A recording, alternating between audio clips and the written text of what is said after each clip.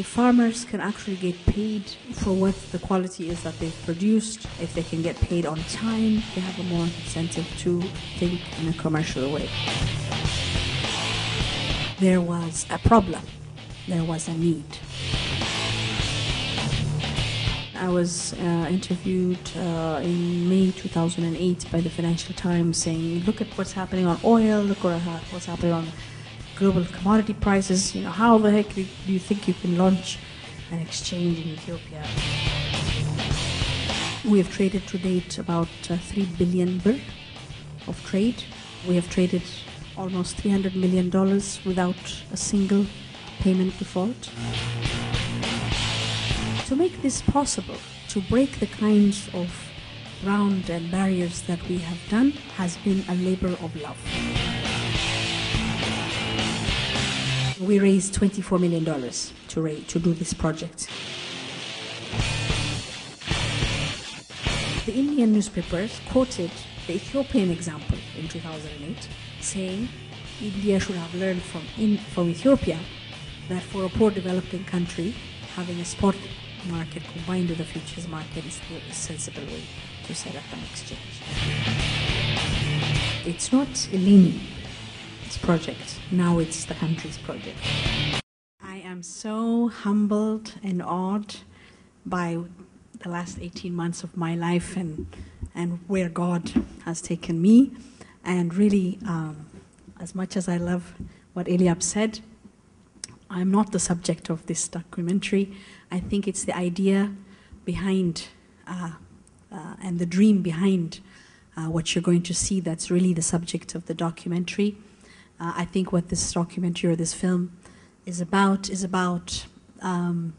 the confluence or the alignment of the stars that made the reality that you're going to be seeing, or some of you have already seen. And that's really where I feel very much privileged, because in some sense I think three things came together to make this thing a reality, and most of those I had nothing to do with. The first is the fact that there was a problem, there was a need. This is not some kooky idea that some crazy woman came up with just like that and pushed her way through, but really something that actually pre-existed me, which is the need for a better life, the need for a better choice in the market, the need for better economic opportunities, the need expressed by hundreds, if not thousands of people over and over again, people who are cheated in the market by traders, traders who are cheated by other traders, farmers who are frustrated and unable to produce more, exporters who couldn't get their hands on the produce they needed. So the story is really about, first of all, this big need that we kind of knew was there and that had been there for a long time.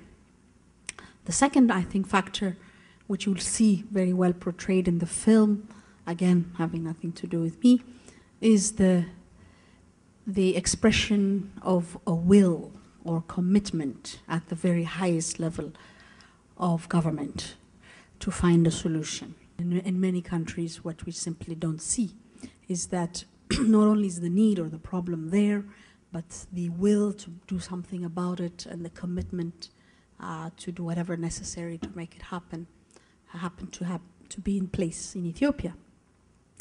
The third piece of the puzzle is, I think, where I come in, and not only myself, but the many people that work with me and have shared in this dream and this experience.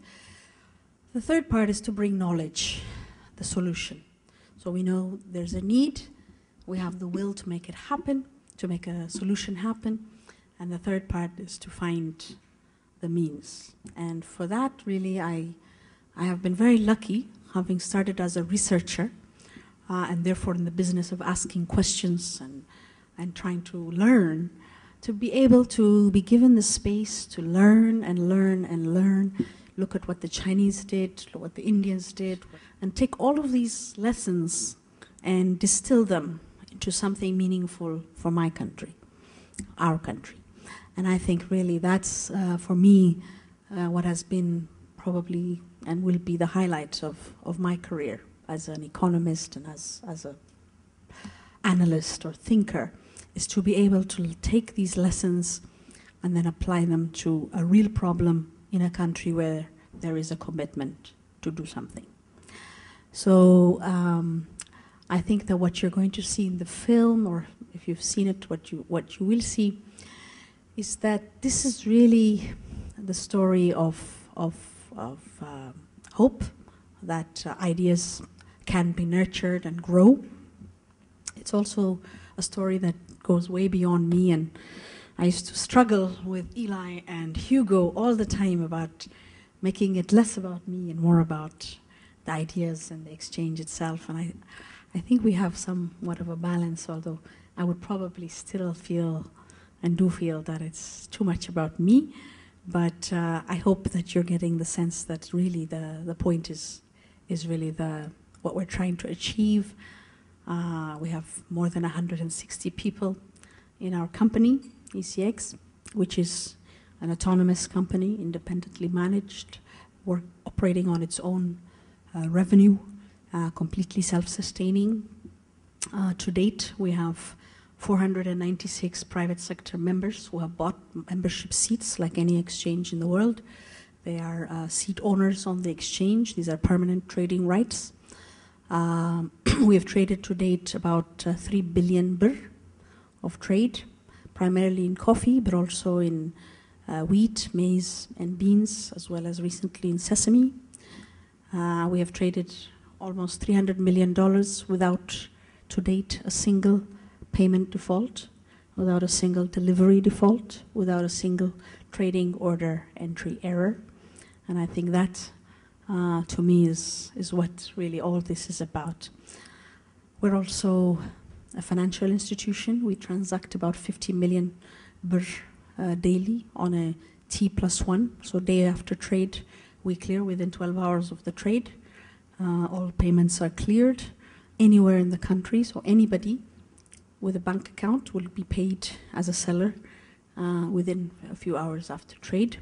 This is in itself a financial revolution for Ethiopia.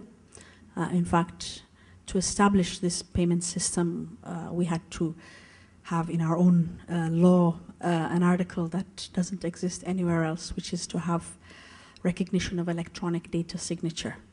Because otherwise none of this would be possible, because the way the banking system in Ethiopia works is you have to take my signature, compare it to the signature card physically, and if it looks the same, then you'll let me take my money.